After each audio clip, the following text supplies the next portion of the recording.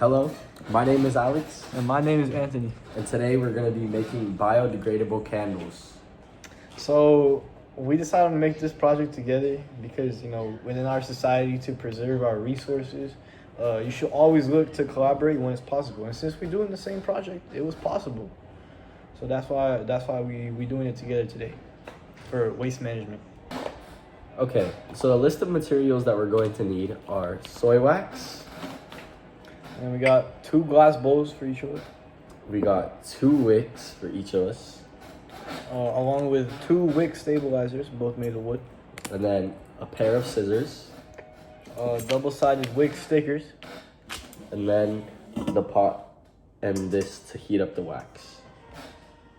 Okay, so now we're going to be getting into the steps. First, you take your wick sticker. Here, take that. Appreciate you. Got you. And then peel the top of it off.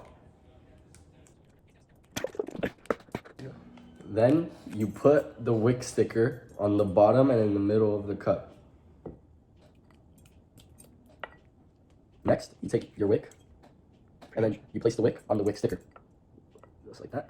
Boom. Okay. So now that we both have our candle wicks set up in our glass containers, the next step is to pour up our cups with wax.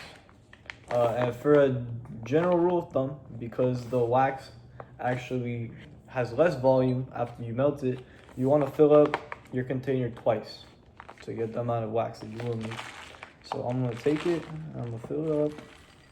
That's one time. I'm going to put it in our bowl. Pour it into this bowl when you put over the pan. I'm gonna do it another time. There you go. Pour it into the bowl. And we're gonna do the same thing for Alex. And now Now we got enough. we have the perfect amount of wax for 2 candles. Now we have moved over to the stove where we'll heat boiling water, and then once it's hot and boiling, we'll add this on top. Now that our wax looks like this, we now can turn it off and wait for it to cool to pour into the wax cups. So now that we've let it cool for a little bit, Alex here is gonna take it off. And then we're gonna walk it over to the sink, where we put our containers for safety precautions. And then we have Alex who's gonna pour it. Yeah, a little more. Oh, that's one. This one. And the second one. So now we take our wick stabilizers, put it through.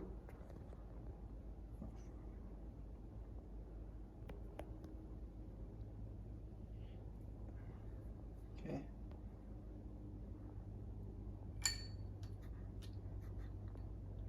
There we go. Take that one.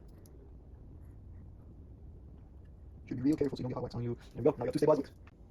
Okay, so now we take our product. And then we go over here. And then you put it in the freezer. Right there. Take the other one. And then, boom.